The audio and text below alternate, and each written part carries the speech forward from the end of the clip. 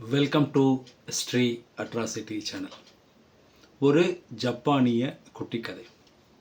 ஜப்பானில் என்ன நடந்தது அப்படின்ன ஒரு இடத்துல ஜப்பான் மக்களுக்கு மீன் உணவு மிகவும் பிடிக்கும்.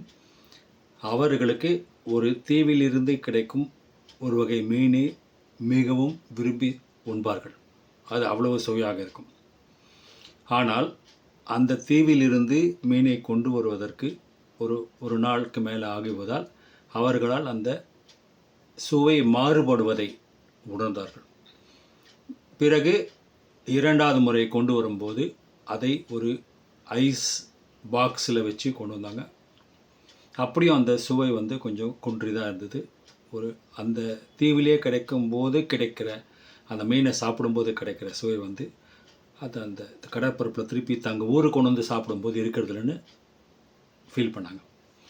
அதுக்கப்புறம் என்ன பண்ணாங்க அப்படின்னா, ஒரு தண்ணீர் தொட்டியில் அந்த மீன்களை பிடித்து, சரி அது ஐஸ் க்யூப்பில் போட்டு கொண்டு வரும்போது இறந்து போயிட்டு வரும்போதுனால அந்த டேஸ்ட்டு குறையுது போல் இருக்குது அப்படின்னு சொல்லிட்டு உயிரோட மீனை கொண்டு வந்தால் டேஸ்ட் அப்படியே இருக்கும் அப்படின்னு சொல்லி அவங்க என்ன பண்ணாங்க, அந்த தொட்டியில் தண்ணியை ஊற்றி அதில் இந்த மீன்களை போட்டு தங்கள் ஊர்களுக்கு கொண்டு வந்து பிறகு சாப்பிட தொடங்கினார்கள்.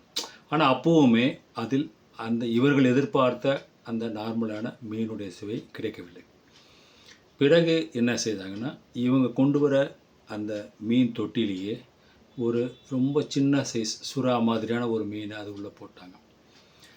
இப்போது திரும்பி இவங்க ஊருக்கு வரும்போது அந்த சின்ன சுறா மாதிரியான மீன்களையும் தப்பிக்கணும்னு இருக்கிற மற்ற சிறு சிறு மீன்கள் அந்த தண்ணீருக்குள்ளேயே வேக வேகமாக சுற்றி வந்துட்டுருக்கு.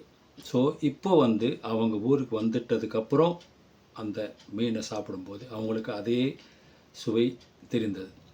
ஸோ இந்த கதையிலேருந்து தெரிஞ்சிக்க வேண்டிய நீதி என்ன அப்படின்னா, 2 நாட்கள் தனியாக தண்ணீர் தொட்டிலிருந்து சோம்பி வந்த மீன்களிடம் அந்த சுவை இல்லை. ஆனால் சுறுசுறுப்பாக எங்கே அந்த குட்டி சுறா மீன் தன்னை விழுங்கிவிடுமோ என்ற பதட்டத்தில் பயத்தில் அவை அந்த மீன் தொட்டியை சுற்றி வரும்போது அந்த மீனுடைய சுவை நன்றாக இருந்தது. இதில் நம்ம தெரிஞ்சுக்க வேண்டிய விஷயம் என்ன அப்படின்னா, வாழ்க்கை சுறுசுறுப்பாகவும் பரபரப்பாகவும் இருக்கும்போது தான் வாழ்க்கைக்கு முழுமையான அர்த்தம் வரும்.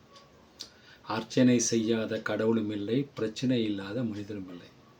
ஸோ வாழ்க்கைன்றது எப்படி பகல் இரவு, வெளிச்சம் இருட்டு அப்படி மாறி மாறி வரா மாதிரி லைஃப் மாறி வர்றதை நம்ம அந்த மாற்றத்தை ஏற்றுக்கொண்டு நடக்கும்போது தான் நம்மளுக்கு லைஃப் இன்ட்ரெஸ்டிங்காக இருக்கும். Thank you.